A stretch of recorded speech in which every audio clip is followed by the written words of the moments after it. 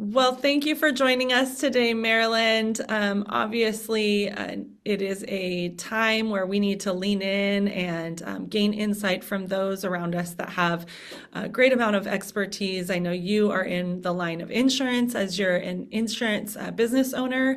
A friend of ours, we've had many times where we've gotten to lean into your expertise over the years as Purpose Life Homes with our clients and those that we, families and friends. And you also serve, which is so neat and cool for us as the LA County Insurance Commissioner under Supervisor Catherine Barker, if I'm saying her name correctly.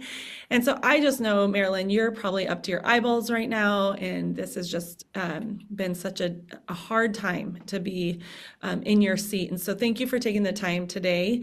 I just know that you bring such value to all that are around you. And so we wanted to spend a couple minutes, nothing of length, great length. I know you've got other things to do, but just bringing some insight to number one, victims of the fire that are basically in our backyard in San Gabriel Valley, in the Altadena area through Eaton Canyon's fire. And then obviously there are so many people in our local community here looking to lean in and support and learn more how they can be involved. And so I think just getting your insight there that we can share with our Purpose Life family would be so helpful. So thanks for being on here with us today. Marilyn, let's start off by just talking a little bit. I know this last weekend you had the opportunity to be at a mobile site out in San Gabriel Valley and Altadena area to be a person to come and just get questions answered and talk through the current situation. What are you hearing out there right now? What are ways we could be helping victims? I know you've got some great resources and tools, so why don't you share that with us? I think probably the most impactful was an older couple retire. They looked like they were retirement age, and they came in with a tote bag of their stuff. That was it, a tote bag. And so I asked them, what street do you live on? And they gave me the street name, and I'm very familiar with it, having worked in Altadena for several years. And um, a lot of it, they are in shock. Like they sometimes, the people that came to the unit had a hard time expressing um, the extent of the loss. Um, One woman was visibly shaking. It was just, and there's not much we can do to comfort them, you know, give them a hug, bottled water, granola bar. We had therapy dog on site.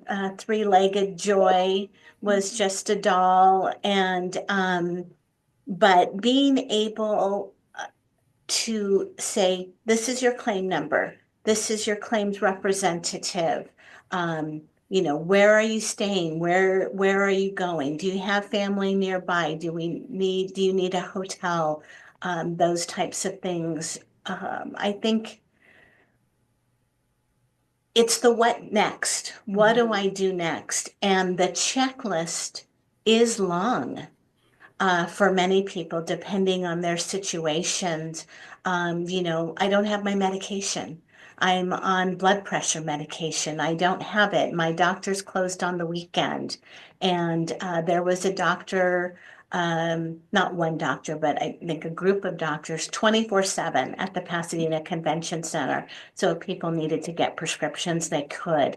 Um, you don't realize what you need until you need it, right? And so I think that's kind of the challenge. It's just unimaginable what they're going through. Yeah, you bring up such a good point of that check. I can't even imagine what that checklist would have on it. I immediately, when you're looking into all that happened, you immediately go into, we're in real estate, so we're thinking housing. You Right. think as the general community that surrounds them, you think immediate needs like food and diapers and, clothing and the things that would be ripped away. But to be in it and then to think through those things on the daily basis that you're reminded of, that really is a good reminder that it's a fluid change, right? It's a fluid need until you need it. As far as in like insurance or the loss that they're experiencing, what's on that checklist for them? What are they having to work through right now, as far as insurance goes? Well, the first thing is filing your claim, contacting your insurance company or your agent or broker and getting that started. Then, if you don't already have a home inventory, start writing down, start recalling. And even if you make a list room by room, okay, what was in my kitchen? What was in my eating or dining area, living room, bedroom one, bedroom two, bathroom, and start filling that in. Our home was burglarized a few years ago, and I knew what was gone, what had been taken, but not everything. And if I didn't have my worksheet that I had completed earlier, it was like, oh my gosh, I forgot about these, or whatever it is. And so trying to recall something or things that are in your home when you are in a state of shock or you're grieving the loss of a pet or a loved one or neighbor or friend, the mental state is so fragile. And so patience with one another and grace is so appreciated. We want to love on everyone there, right, that needs it, but sometimes the receiving of that love can be overwhelming too. That's a good point. That's a really good point. As far as going through that inventory checklist, what are some of the things they have to note on that worksheet aside from just what the item is? If you have like, I have I don't know, who makes TVs? Samsung. Okay. I don't know, do they make TVs? I have a I don't know. Samsung, I have a Samsung 40-inch color TV. Okay. I have I don't know, a Samsung refrigerator. I have Samsung in my head now. I don't know why, Yeah, but no, the brand yeah, name. if you have the make and model, that's awesome. Okay. And maybe how long you've had it. Okay. And are you determining a value to that as If the, you can, like, hey, I just went to Best Buy and I bought it. It's on my credit card. I can pull up the receipt. okay.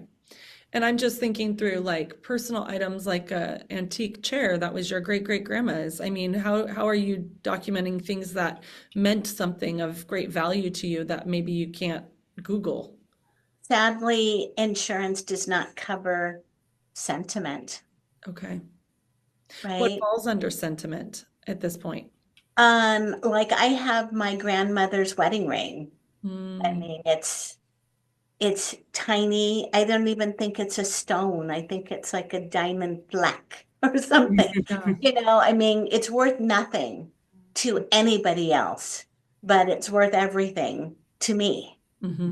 right? So, um, antiques, all of those types of treasures, if you have something that is of monetary value, then you want a separate policy or an endorsement for that. Okay. But yeah, sentiment is just not covered under insurance. How do you put a dollar value on Yeah. that? Yeah. I mean, yeah, we can replace a chair, Hmm. but it's not the chair.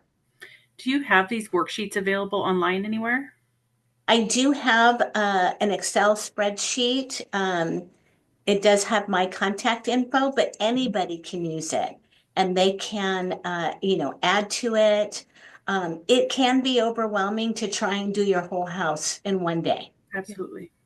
But just whether you're impacted by the fires or not, you want to make a thorough inventory and just go room by room, Yeah. make it a fun project for your family and take pictures, take videos. I know taking pictures doesn't help those affected now, but for everyone else, this is a good starting point and a good reminder.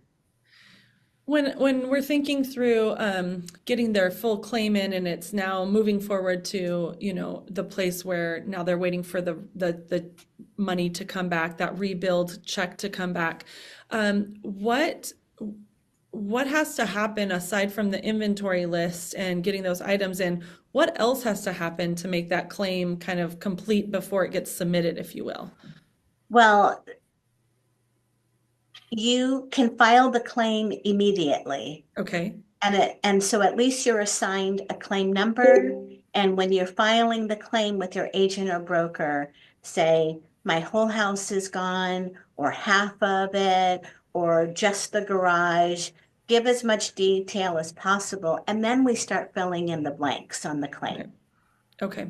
And Now, then keep track of your expenses. The hotels that you're staying at, food that you're purchasing. Your homeowner's policy typically has loss of use or ALE, and so that is money above what your monthly living is. So you have to eat anyway. So but would you always eat out? Maybe not. Some people do. So they take a look at that as well. So just keep all the receipts.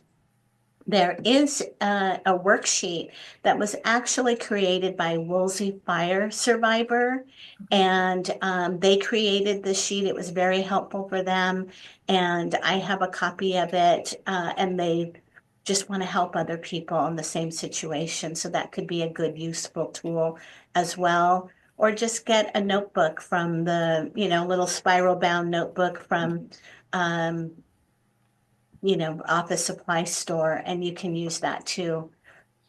okay, that's really helpful.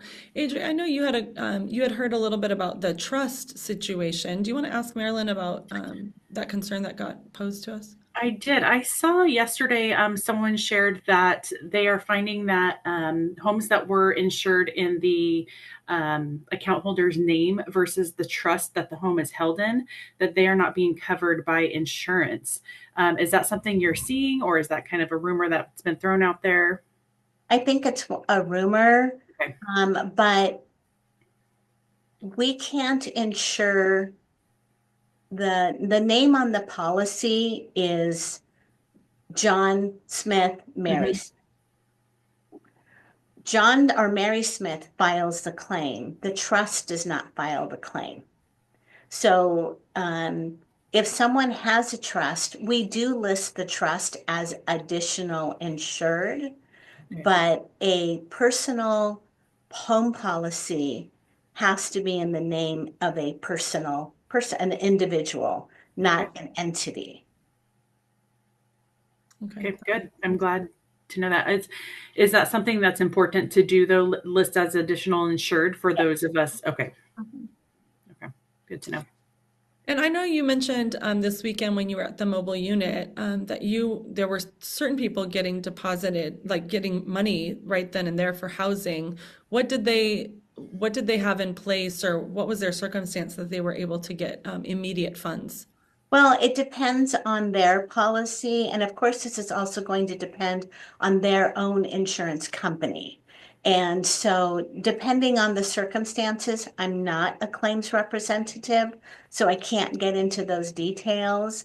But yes, people were getting direct deposits, not a ton of money. It was enough for probably a few nights in a hotel, some food, toothbrushes, clean undies, those Yeah. types of things. Yeah. Okay. So But they're what, not settling the claim on the spot. got There's it. a lot of work to do. Yep. Will people have to come out to the site from the insurance companies themselves to assess the loss before things get moved forward? What does that look like in the pipeline of devastation? Where are you at in the pipeline of all that's taken place? Right. So because of the magnitude of this, it is considered a catastrophe.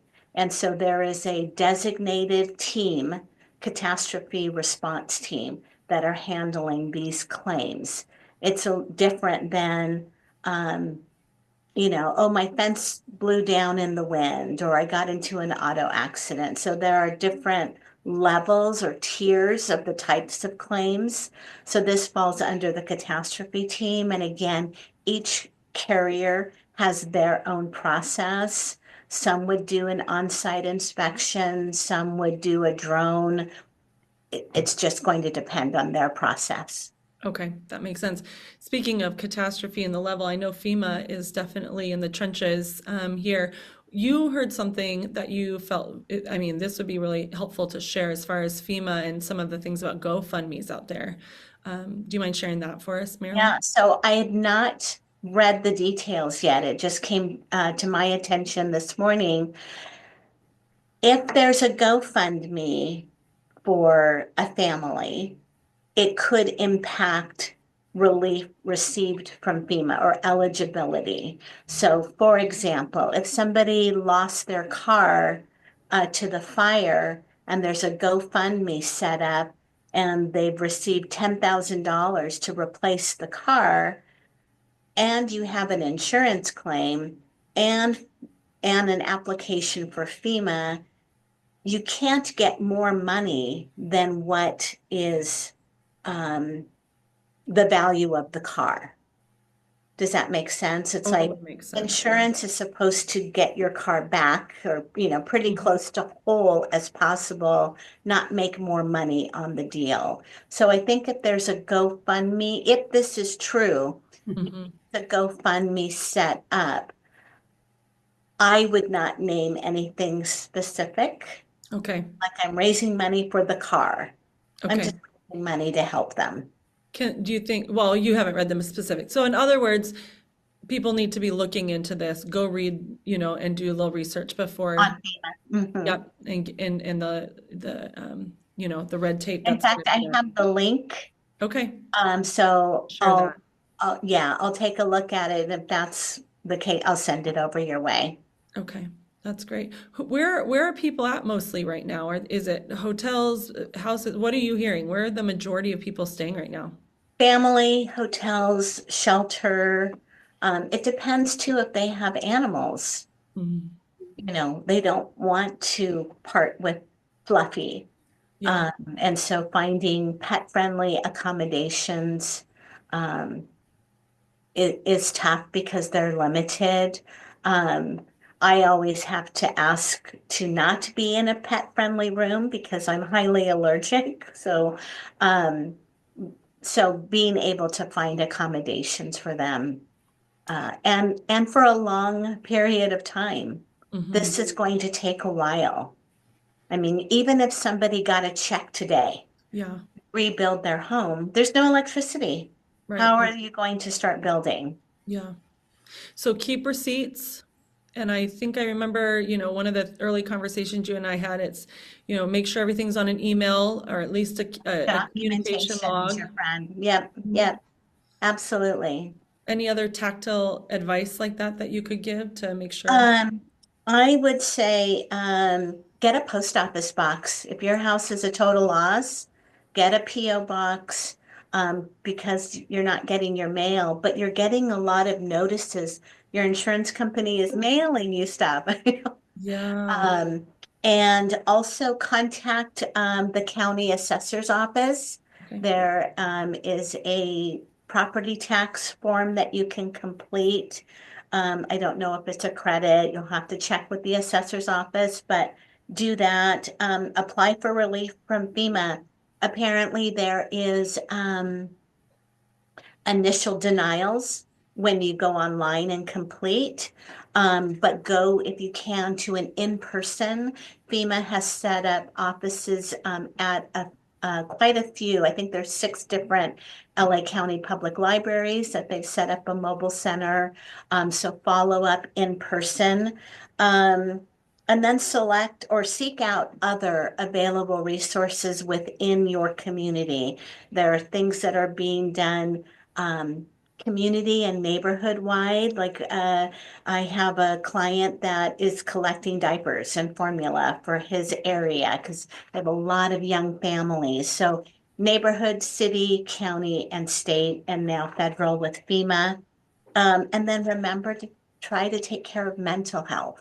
Mhm. um, you've got to grieve. I don't want to say you've got to do anything, but grief is a part of this process. And it's super okay to be sad, mad, frustrated with the process, all of those emotions. And it's okay to have those feelings. That's really good. Well, I think that leads us probably to our last question. Adri was gonna kind of ask about involvement and how we can Yeah, support. Marilyn, we know that you were at the mobile unit last weekend, and it's been great seeing people kind of gather together to help. I know we've done a little bit of furniture delivery. Sarah's been at the racetrack, but we know that the needs are going to be fluid. What do you foresee being some needs that we can help with as a community and to best support the people that have been affected? And maybe needs we're not all seeing too, because you see a lot of behind the scenes stuff. So maybe out of the box thinking too on this. Yeah, I'll have to give it some more thought. I mean, number one is like pray. Hmm. Pray for everyone involved and just for comfort, for peace, for strength, for wisdom, for guidance. And I think that once people are able to get back, once the evacuations are lifted and people can get back into their street, their block, then they can kind of see I've lost everything or I didn't, but this is where my need is. And so I don't think we'll know a lot. I love seeing the pictures that people are posting and the racetrack is saying, we can't take any more clothing. We can't, but we need dog food or, whatever it is. And I think, I don't know, seeing those videos of like the dogs coming out and they're so scared, like they, they need help too, just Yeah. being petted, being held, Yeah. So, I mean, we don't know till we know. Hmm. Yeah. And hopefully they vocalize what they need. Hmm. But there's thousands of people that want to help. Yeah.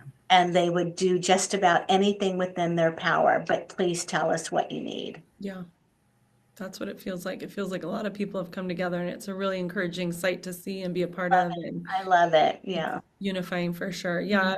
When I was at the racetrack, it was funny because I thought to myself, if I ever bumped into this many people out like in the street or on like the grocery store, we'd all be beating each other up. I mean, we were just people. It's like, oh, sorry, here, let me help you. Let me. It was just like I've not felt being in a group of people like that being so peaceful, but yet so chaotic at the same time. It Right. was volunteers, people dropping donations off and people picking them up, and it was everyone coming together, thousands of people. It was an amazing sight, humbling, and just showed the degree in which we are affected by this locally. Right. So Right. And that we care. We are a caring society. we are. Well, thank you so much for all you're doing, Marilyn. You've been in our prayers for sure. I know you sit in a seat that gets a lot of calls and concerned people, and we've just been praying for you through this season as well, as you lead the charge. But keep us posted if there are things out there that we can be doing as our own Purpose Life family. We'd love to rally and take care of stuff. So thank you for this. Can I offer one more thing? Yes. Me too. To your clients that are not affected by the fires, please take time to schedule a policy review with your agent or broker, making sure that your home is adequately and properly covered. Do you have enough to rebuild your home? How much do I have to live someplace else, temporary housing? What about my personal property? Is my roof covered for wind or just fire? Is it depreciated? Is it replacement cost value? Just those questions. You don't have to know all the ins and outs like the insurance people do, but just having an overview of the knowledge or of your policy will help alleviate some of the worries, anxiety that a lot of people are feeling because they're wondering, gosh, summer's coming, fire season is year round in California. This could happen at any time for anyone, and I don't want to scare anybody. I just want everybody to be prepared.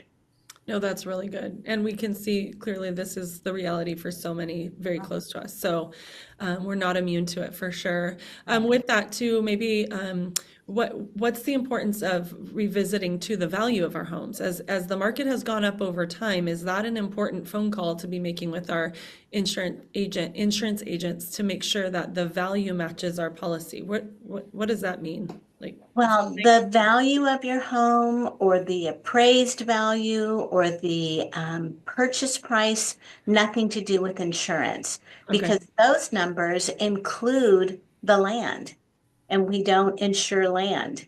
It also, there might be, I was helping a client with a condo.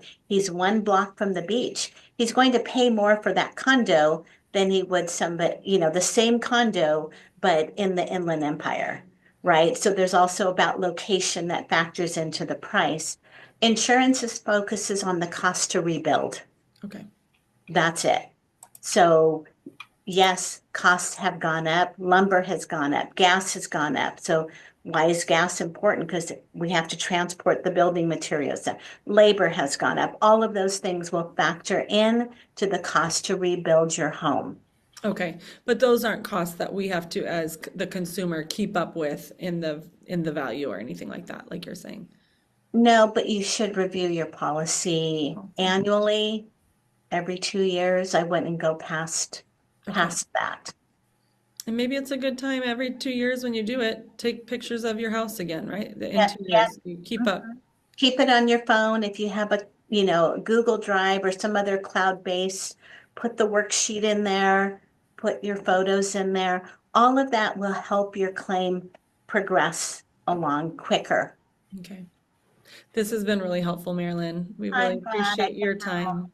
Thank you so much. You're And Thank you, welcome. It's so Marianne. good seeing you both again. you too. And we're going to share this to the Purpose Life family. Feel free to share this with anyone you know that's been affected by the fires, or just as a precaution. Send this to whoever you know and love, and let's get the word out there and see how we can best help in this time. So thank you.